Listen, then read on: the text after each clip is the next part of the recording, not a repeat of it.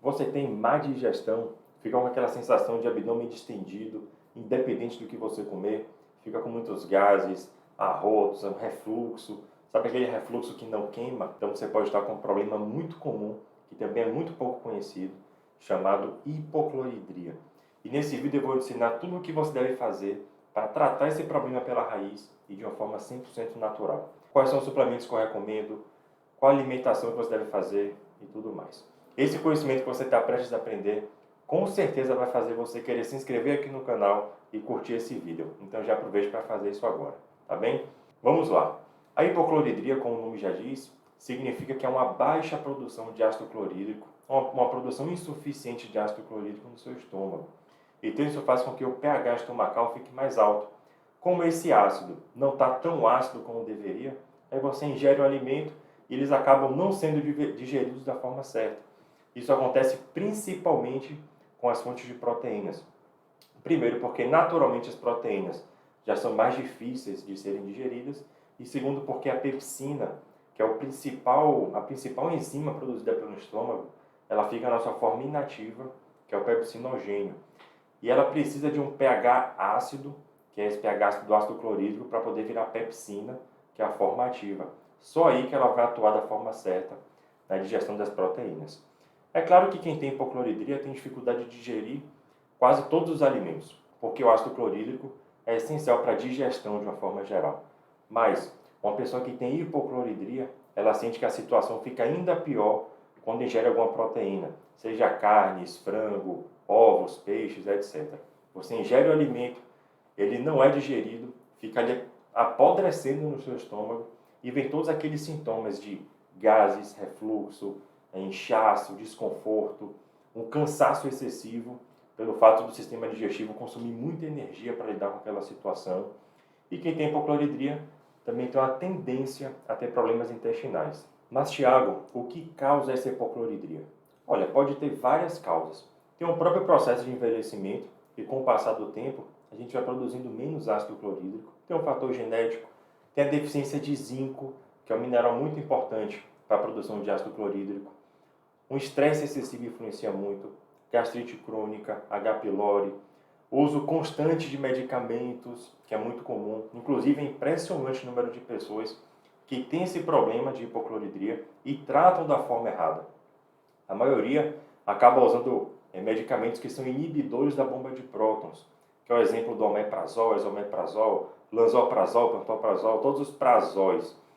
Esses medicamentos realmente eles ajudam a aliviar os sintomas, porque eles reduzem a produção do ácido clorídrico, mas quando se fala em hipocloridria, eles acabam piorando a raiz do problema, porque a raiz do problema já era uma baixa produção de ácido clorídrico.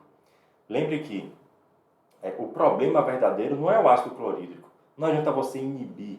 A natureza não fez a gente produzir ácido clorídrico por acaso.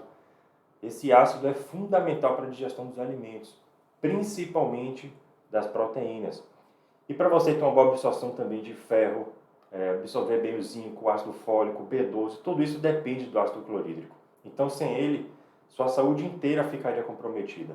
Aí você deve estar se perguntando, então o que fazer para tratar esse problema de fato, da forma correta? Você deve, a partir de agora, se atentar a 4 pontos que eu vou te falar agora. O primeiro, comer e beber ao mesmo tempo. Quando você está comendo, mastigando, seu corpo naturalmente começa a produzir ácido clorídrico. É quando você bebe água, qualquer outra bebida junto, você dilui esse ácido clorídrico. Deixa ele menos ácido ainda. Já estava com pH mais alto, juntou com a água e fica uma solução com pH mais básico, mais alcalino. Isso compromete diretamente a sua digestão. Então lembre que a água deve ser 30 minutos antes da refeição, ou então só 1 ou 2 horas depois de você comer.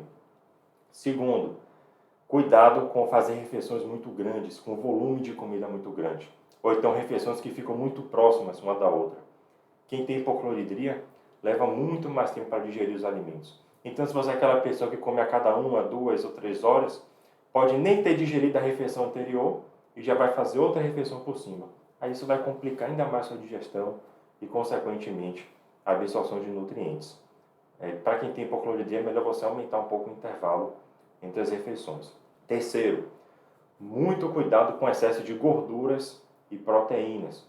Pois as proteínas e as gorduras, de forma geral, elas são mais difíceis de serem digeridas, de serem quebradas, e acabam ficando mais tempo no estômago e há um retardamento do esvaziamento gástrico com alimentos ricos em proteínas e gorduras. E quarto, é obviamente você evitar bebidas alcoólicas, refrigerantes, café, que são bebidas que, se você exagerar, vai acabar prejudicando seu processo de digestão. No lugar dessas bebidas, você pode usar de vez em quando o chá de alecrim, o chá de hortelã e também o principal, que é o que eu mais gosto, que é o chá de espinheira santa. É um verdadeiro remédio para o estômago, um verdadeiro anti-inflamatório natural para o estômago. Em relação à suplementação, Thiago, tem algo que eu posso tomar para acelerar esse processo de tratamento da hipocloridria? Veja bem, só depois de você alinhar esses 4 pontos que eu coloquei aqui, é que você vai pensar na suplementação. Não adianta aí vai tomar vários suplementos se antes você alinhar, se antes você corrigir os hábitos que estão causando esse problema. Então, quais são os suplementos que eu recomendo nesse caso de hipocloridria? Principalmente dois: enzimas digestivas e cloridrato de betaína. Eu vou falar primeiro das enzimas, tá? O que são enzimas? São proteínas que, entre outras coisas, são importantes para acelerar o processo digestivo. Elas quebram partículas maiores, macronutrientes, como proteínas, amido e gordura, e transformam em partículas menores. No caso das proteínas, viram aminoácidos, o amido vira glicose e as gorduras, ácidos graxos. Existem várias enzimas, mas as que eu mais recomendo, as que eu mais utilizo na prática são a pepsina, que eu já falei aqui, ajuda na digestão das proteínas, a amilase, que faz a quebra do amido, a lipase, que faz a quebra das gorduras, tem a bromelina também, que atua nas proteínas, também tem efeito anti-inflamatório. Agora, se você puder escolher uma só, escolha a pepsina. Você já sabe por quê? Porque a maioria dos problemas digestivos que as pessoas têm é por conta da dificuldade de digerir as proteínas, especialmente quem tem hipocloridria. Mas, se você puder fazer uma formulação com todas essas enzimas, poxa, aí melhor ainda. Você vai ter um ótimo benefício para quebrar todos os nutrientes em partículas menores com mais facilidade. Inclusive, vou deixar aqui na descrição para você uma formulação de enzimas que eu desenvolvi, que eu recomendo na prática para meus pacientes, caso você queira implementar na sua rotina. E qual é a forma correta de usar essas enzimas? Olha, eu recomendo usar de 1 a 3 vezes ao dia. Tem que ser durante ou então logo após a refeição. Se sua digestão fica muito ruim apenas em uma refeição, então você vai tomar só uma vez ao dia. Se você percebe que fica ruim após o almoço, após o jantar, não digeriu bem, você pode usar 2 vezes ao dia. Se você sente que a digestão está ruim o dia todo, está sempre empachado com aquela sensação de peso, a sensação de que não digeriu nada, aí você pode usar 3 vezes ao dia, junto com as principais refeições. Eu sei que algumas pessoas usam e recomendam usar enzima antes de comer, mas isso não faz sentido porque é necessário você ter o alimento no estômago para ser digerido. Se eu tomo antes, não tem alimento no estômago. O correto é você usar durante a refeição ou então logo após. Só que com o mínimo de água possível, justamente para você não mudar o pH do ácido clorídrico e prejudicar a sua digestão. E o segundo suplemento que é muito útil no tratamento da hipocloridria se chama cloridrato de betaína, ou betaína HCl, é a mesma coisa. É uma suplementação que vai atuar repondo o ácido que seu corpo não está mais conseguindo produzir naturalmente através do ácido clorídrico. Agora, normalmente eu tento primeiro as enzimas digestivas, muitas vezes já é o suficiente, e também tem outra coisa que eu tento fazer antes de iniciar o cloridrato de betaína, é tentar fazer uma reposição de ácido mais brando, tipo um vinagre de maçã orgânico, um limão, diluídos com um pouquinho de água. Lembrando que também, ali logo após a refeição, com pouca água, para não fazer uma solução mais alcalina, né? E nem atrapalhar seu processo digestivo. Aí, se isso não for suficiente, realmente eu vou para o cloridrato de betaína. Eu adiciono ao tratamento. A dose varia bastante, em média 300 a 600 miligramas, 1 a 3 vezes ao dia. Igual a enzima digestiva, junto com as refeições com o mínimo de água possível. Agora, eu não recomendo iniciar o cloridrato de betaína sem antes você tentar essas opções anteriores que eu citei. Ok? Tiago, seguindo esses passos, eu vou curar a hipocloridria? Veja bem, alinhando esses pontos que eu te falei aqui agora, você vai perceber que com o tempo sua digestão vai ficar melhor a cada dia. Possíveis inflamações que você tem, como gastrite, vão começar a diminuir.